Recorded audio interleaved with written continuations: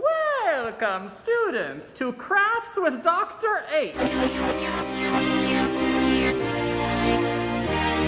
For today's craft, you will need 1 box of Play-Doh. Pink would be preferable, but any color will do. You're going to want to make little balls out of the Play-Doh, but pay close attention here. You will need 2 large balls. You will need 2 medium balls. You will need 4 small balls and 4 extra small balls. Check all of the balls here and pause. When you have created 12 balls total, continue playing. You will also need a box of toothpicks. If you do not have toothpicks at your house, you could also use Q-tips or anything straight and pointy. When you have your supplies, click play and let's see our craft. Oh, Miss Turner, I wonder what we're going to be doing today. I don't know. You know how Dr. H is. He's always full of surprises. Don't touch any materials until given directions. Thank you very much. But welcome to Crafts with Dr. H.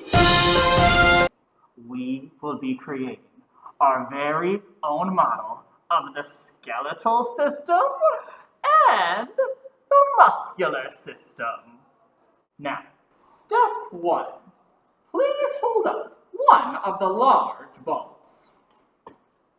Be very careful with it, because that is your skull. Now, Mr. Gleason, which part of your body is your skull in? Dr. Hypothesis, the skull is your head. You got it!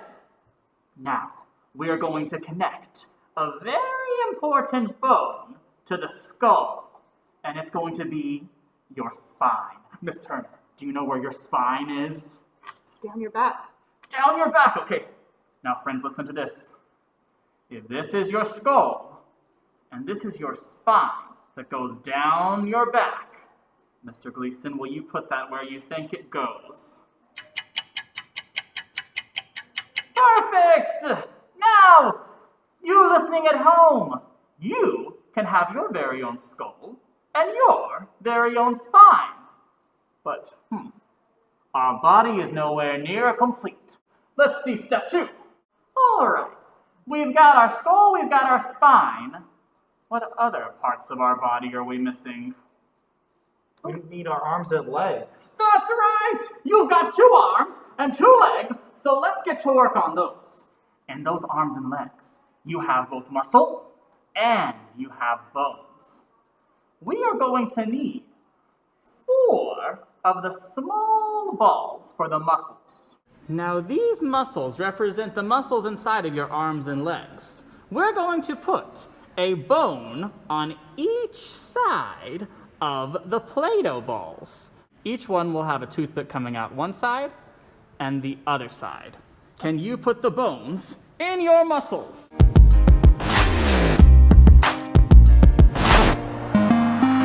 Excellent! Now, our arms and legs are finished, but they're not connected. Now, to connect your legs to the rest of your body. Now, we've got our skull and our spine, but your legs aren't just sticking out of your spine. You've got a pelvis. Your pelvis is your hips. Oh, you're sitting down. Okay, don't shake your hips right now. All right. We're going to put the other large ball at the bottom of our body, because that is where our hips are. We don't just sit on our pelvis. We need legs coming out of our pelvis. So next step, we're going to put 2 of our legs sticking out of the pelvis. Go ahead, Buccaneers. Your skeleton should look something like this now. He's got a skull, he's got a spine, a pelvis, and 2 legs. Well, before we put our arms, I'm thinking of an important bone that you both have connected to your arms. I know. Yes, Miss Your Turner? shoulder blades. Your shoulder blades! You're going to take 2 of the medium balls, and we're going to put them where the shoulders of our model would be. You're going to put the shoulder blades right about here, where a person's shoulders might be, where their arms would come out of, and you're just gonna stick them together. Oh yeah, get them on there real good. There we go. Ah, perfect shoulder blades. And then, let's see you stick those arms into the shoulder blades. Now, I want you to watch something I can do with my hands. Very interesting, watch. Do you see how I can move my hands like that? That's because of my wrists and my joints. Remember that time I poked your joints with my skeletal finder? Well, we're going to give joints to our person. They have them on their hands and near the bottom of their legs. So we're going to take the smallest balls to make the joints. They will go where the hands of your person would be and where the feet would be.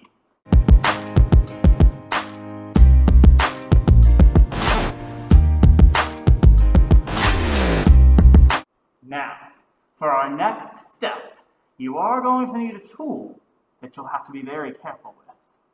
Scissors. Dr. H safety tip. Be sure to get a parent to help you with the scissors. You're going to take 10 toothpicks. So right now, count out 10 toothpicks. And you're going to cut all 10 toothpicks in half. You may want some help with this part, friends, because it's harder than it looks to cut bones in half. Have a parent or an adult at your house help you cut toothpicks in half.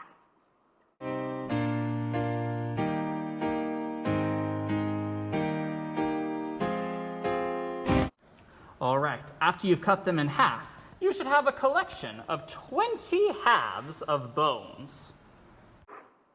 That's because you've got 10 fingers and 10 toes, and they all have bones inside. So, friends, we're going to stick 5 of each toothpick half on each hand or foot of your skeletal model. Be very careful and make them all fit. And voila! Check your skeletal model, friends, and see that yours matches ours. 10 fingers and 10 toes. Excellent job creating your very own skeletal model, complete with bones and muscles. Friends, after you've done this, you can send a picture to your teacher on Seesaw, and they will be shocked at your ability to create an actual skeletal model. Until next time, have a great day, friends! The system's inside of us. The system's inside of us. The system's inside of us. The system's inside of us.